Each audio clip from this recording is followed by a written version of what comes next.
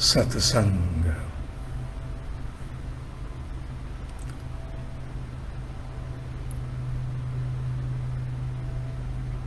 साधना काल में थोड़ी सी प्रगति के उपरांत साधक कई बार छिटक जाता है, साधना की अवस्था से गिर जाता है, और ऐसा बहुत होता है।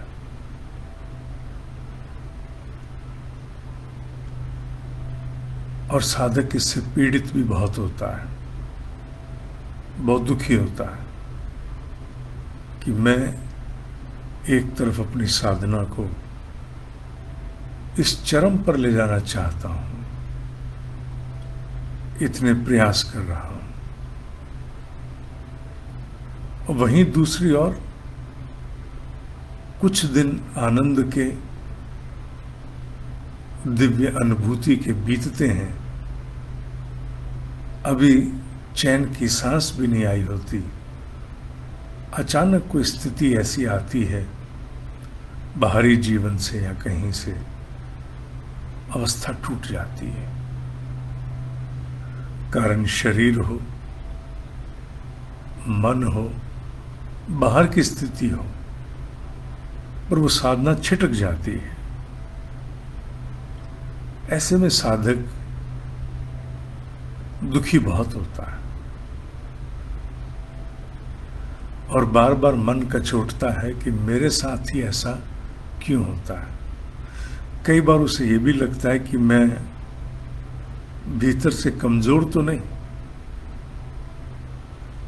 कई बार कमजोर भी होता है, पर ब्रह्म ज्ञानियों ने इसके लिए एक बहुत बड़ा कारण बताया है।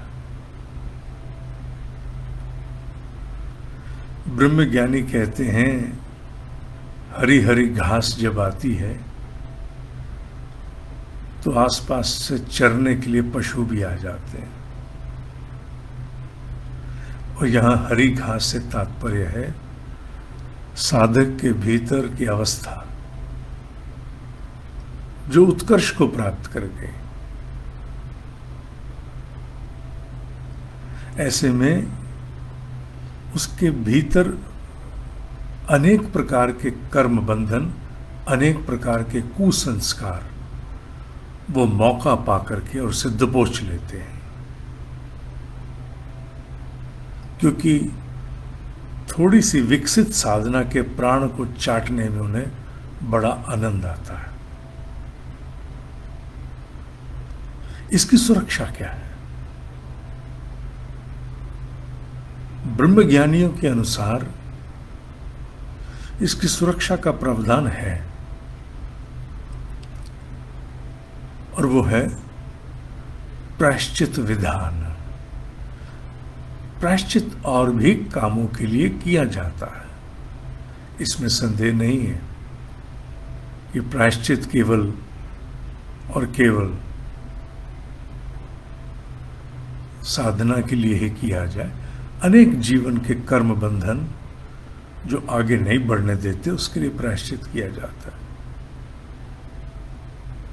पर साधक को उसकी साधना निर्बाध रूप से आगे बढ़ती रहे, अवरोधों का सामना नहीं करना पड़े, लंबे समय तक छिटकना नहीं पड़े, दुखी नहीं होना पड़े, इसकी व्यवस्था भी प्रायश्चित विधान है।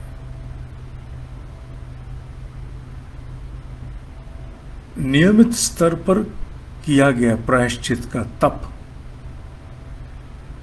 यह सुनिश्चित करता है कि साधक अपनी साधना की अवस्था से जल्दी गिरेगा नहीं, जल्दी छिटकेगा नहीं, और इसके विधान हमने पर्याप्त रूप से जाने भी हैं। इसलिए नित्य प्रति एक साधक को, सामान्य व्यक्ति ने सामान्य की आवश्यकता नहीं, साधक के लिए परम आवश्यक है कि नित्य प्रति प्रतिदिन स्तर पर कोई न कोई प्रायश्चित तप के रूप में और जाने अनजाने रूप में जो कर्म बंधन उसको ज्ञात है कि मेरे से गलत हुआ, उनका पहले निष्कासन करे। निष्कासन चाहे लिख के करे या किसी भरोसे के मार्गदर्शक को बता के करे, पर निष्कासन के साथ साथ प्रतिदिन स्तर पर तप करे। बड़ा तप नहीं, छोटे छोटे तप के संकल्प ले, जिसके रहते प्रतिदिन स्तर पर इतनी ऊर्जा उत्पन्न होती रहे कि कोई भी उसका पुराना छोटा मोटा कर्म बंधन उसे साधना से डिगा नहीं सके।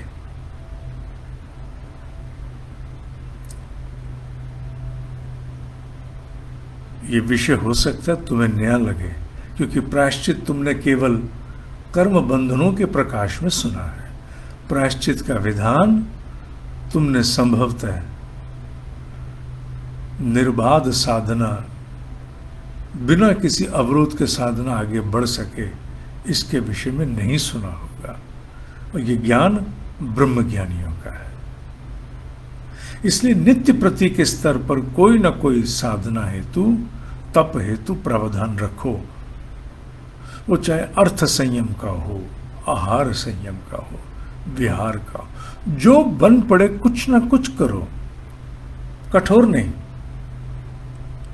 जिससे तुम्हारी चलती हुई साधना में अवरोध सहजता से नहीं आ पाएंगे। सहजता से तुम नहीं छिटकोगे, ये बात पक्की है।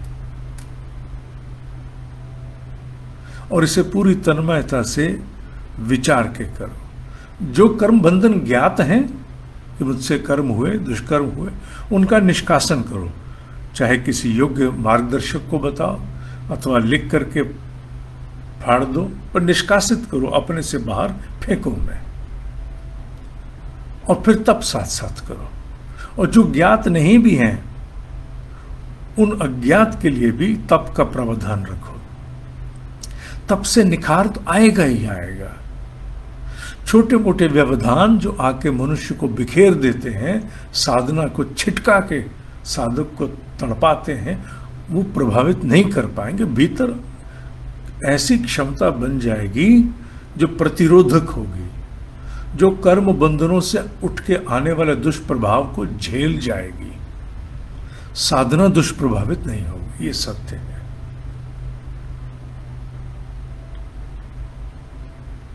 इसे पूर्ण गंभीरता से लेना। प्रायश्चित के विधान नामक छोटी पुस्तक में मैंने उसका उल्लेख कर रखा है, कैसे कैसे प्रायश्चित आप कर सकते हो। सरल है, सरल है, बिना पुस्तक भी आप कर सकते हो। मैंने विषय उल्लेख किया ना, आहार, विहार, अर्थ, इसमें से कुछ भी उठा लो, विचार कुछ भी उठा लो, और उसका तप निरंतर करते रहो। उसका प्रभाव कुछ ही हफ्तों में आना आरंभ हो जाता है, स्वयं पता लगता है, और किसी के कहने की आवश्यकता नहीं। आज के लिए इतना ही। ओम ही सत्य है, ओम ही सत्य है, ओम ही सत्य है।